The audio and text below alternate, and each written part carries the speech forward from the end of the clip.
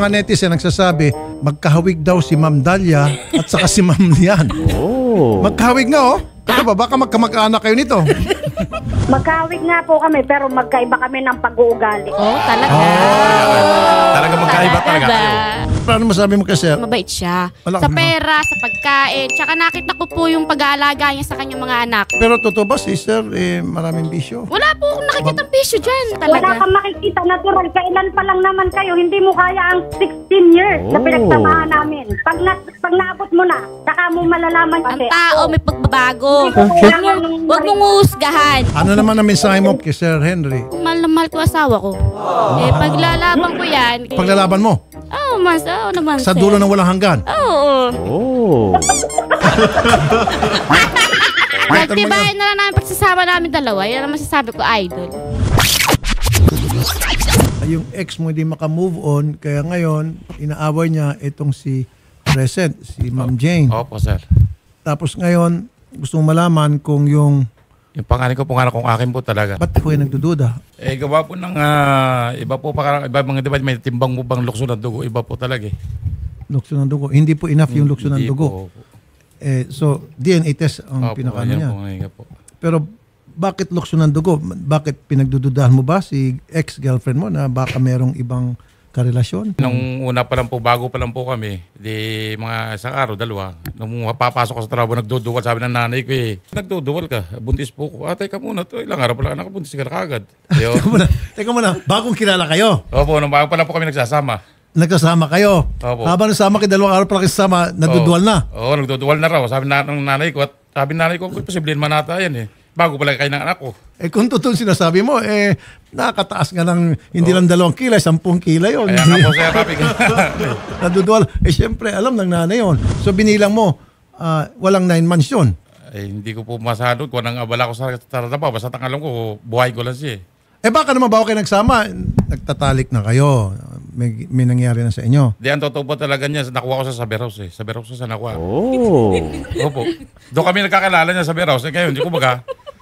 Inuwi ko sa amin. Parang inuwi ko sa amin. Idol. So galing sa beer house, inuwi mo. So nung inuwi mo, saka lang may nangyari. Sa bahay na lang po. Tapos 2 days pa lang kayo sa nag-live-in.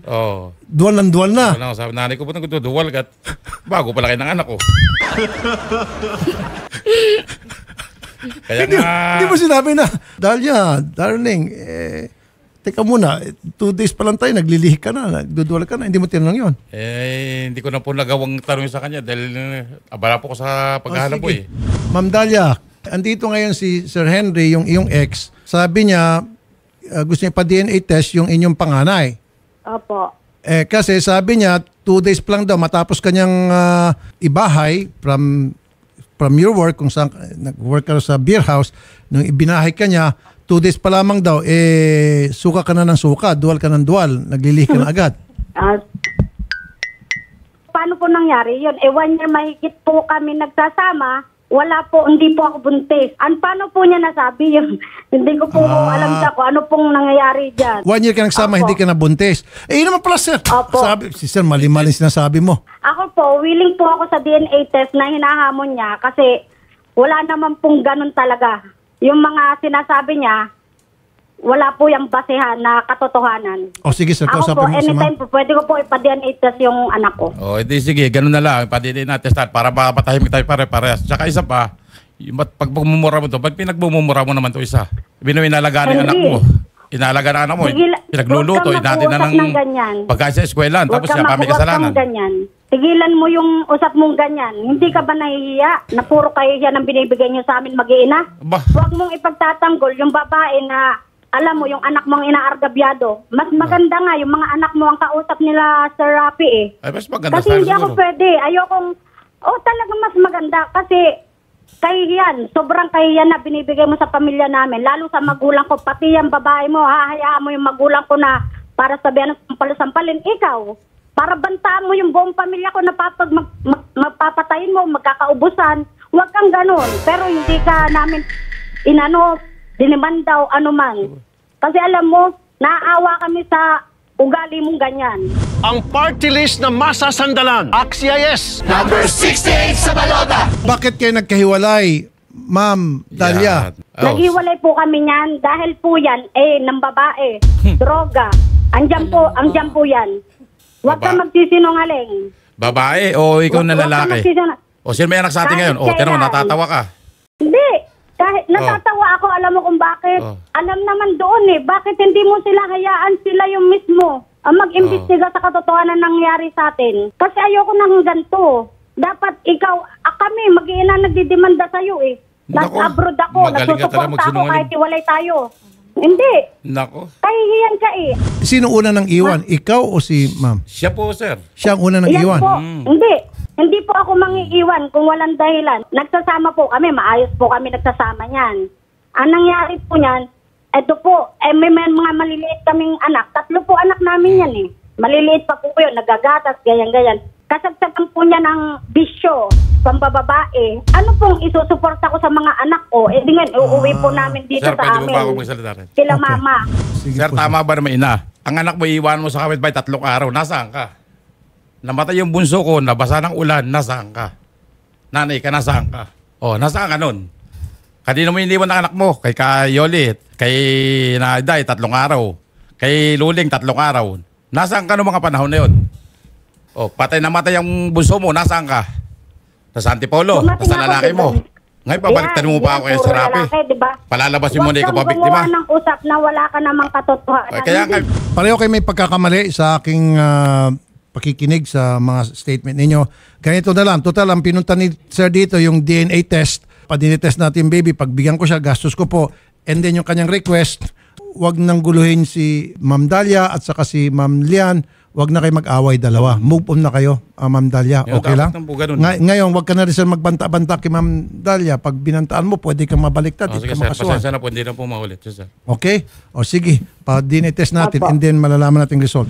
Last message, gusto magkaroon ng closure? Closure po para sa akin po. Ayoko na po dahil pagod na po talaga ako sa mga ganyan nila Kasi Okay. po, may closure man po ako para sa mga anak ko na lang. Wala Okay. po ba silang Sige. wala na po para sa kanila. Okay, ikaw naman sir, anong closure? Ang sa akin naman wala namang problema sa akin. Sana kung may anak ka na sa iba, magkaasawa ka na, may anak ka na, ayusin mo na lang ang pamilya mo. Huwag mo na kami pakialaman mo. Huwag mo na pagmumurahin to. Maayos Tapos kami. yung mga anak ko, Maayos. binibrainwash Oy, nyo. Mga netizen nagsasabi, magkahawig daw si Ma'am Dalia at saka si Ma'am Lian. Magkahawig nga Hindi nga, Ma'am Dalia, di ba, baka magkamag-anak kayo nito.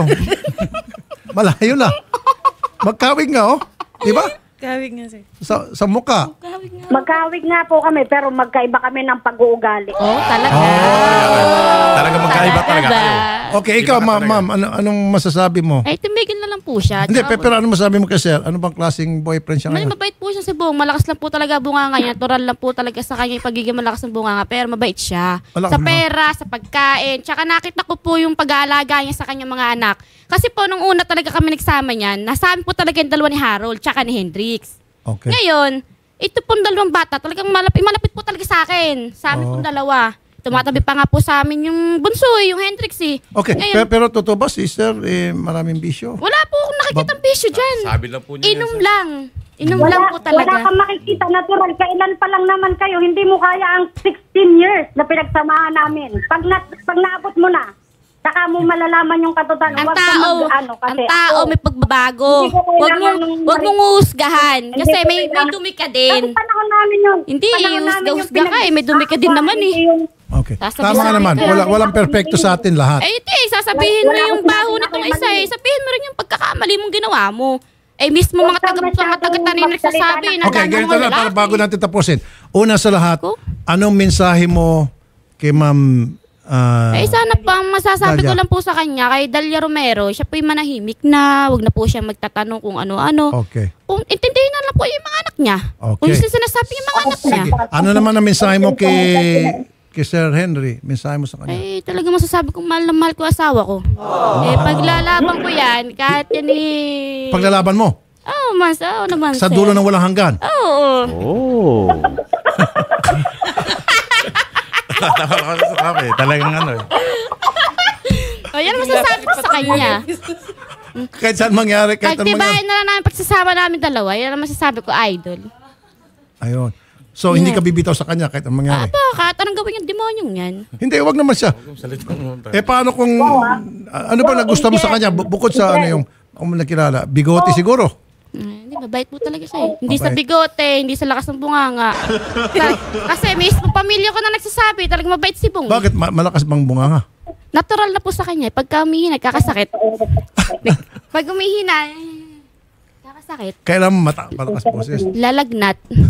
Labnat. Pero, Hindi, sabi po talaga ng mga chewing ko, nakakilala kasi po, pumunta na po yung sa amin sa halahala eh. okay. Ma'am, kausapin po namin kayo doon. Ma'am ha, and ituloy po natin yung DNA.